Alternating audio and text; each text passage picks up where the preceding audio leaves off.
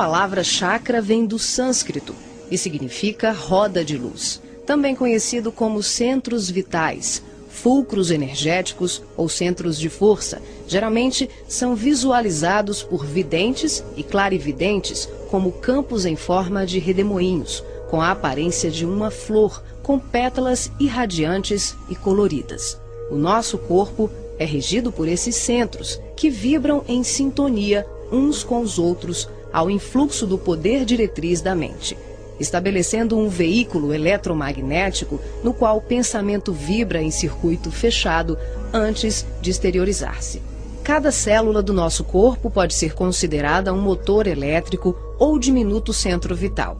O complexo humano é formado por centenas de chakras, que são classificados como mínimos, menores, maiores, secundários, principais e primordiais. Esses centros de força desempenham diversas funções, dentre elas a de reger as atividades fisiológicas dos órgãos a eles relacionados. Levando em conta as várias escolas que estudam o tema, definimos como primordiais 10 centros: o coronário, o cerebral ou frontal, o ágina, o laríngeo ou da garganta, o cardíaco, o gástrico ou solar, o esplênico, o umbilical, o genésico ou sexual e o fundamental. Na animação vemos a parte anterior e posterior de cada chakra, que juntas formam um só órgão.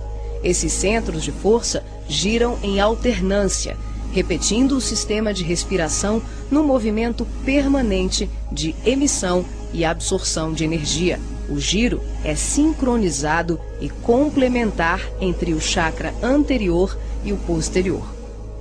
Os chakras são formados por microtúbulos, que são estruturas.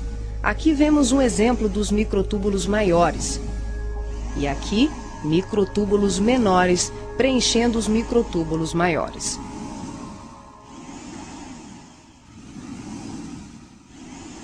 Nossas correntes mentais. Nessa animação, vemos através da aura e dos corpos. Os chakras estão ampliados e representados como lunetas se expandindo. Podemos observar o sincronismo das camadas mais externas com as mais internas. Temos os campos ligados ao corpo mental em amarelo, ao corpo astral em rosa e ao duplo etéreo em azul. Os centros de funilação, armazenamento e emissão de vibrações ou energias mentais ou sutis. Os mágicas, cerebrais e espirituais. Alimenta as células do pensamento e é o provedor de todos os recursos eletromagnéticos indispensáveis à estabilidade orgânica. É o centro de mais alta frequência, semelhantes ao cordão umbilical, porém, a densidade deles é muito mais sutil. São, por assim dizer, vaporosos, uma espécie de laços aeriformes em que o duplo etérico, o corpo astral e o corpo mental se deslocam juntos. O médium não consegue alcançar grandes distâncias, não, é geralmente por tempo limitado.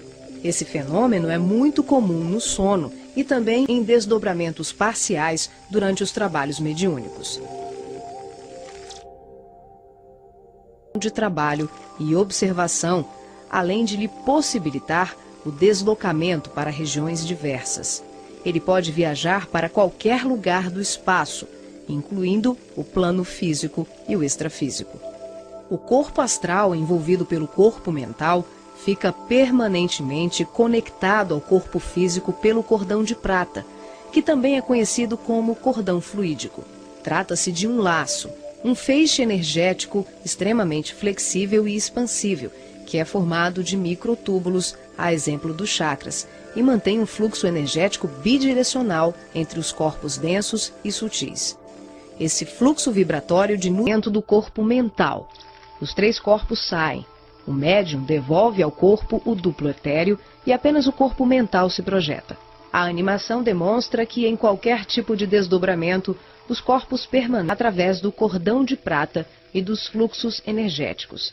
Em relação ao corpo do universo, com uma percepção muito maior visitando regiões astrais e mundos superiores que estão bem além das colônias de transição, geralmente descritas na literatura espírita.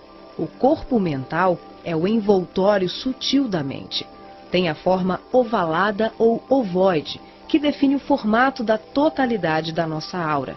O mental também é o responsável pela formação do corpo perispiritual, um acesse. O ser vê, ouve, percebe e interage com outros seres e diversos mundos, sem que ocorra uma saída, uma viagem, um deslocamento.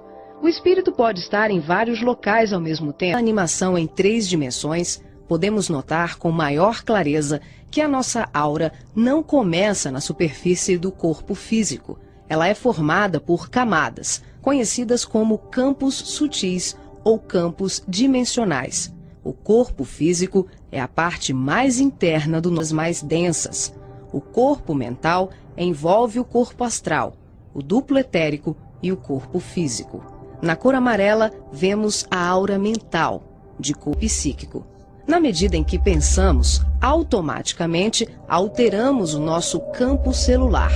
Todos os estados de bem-estar ou de enfermidade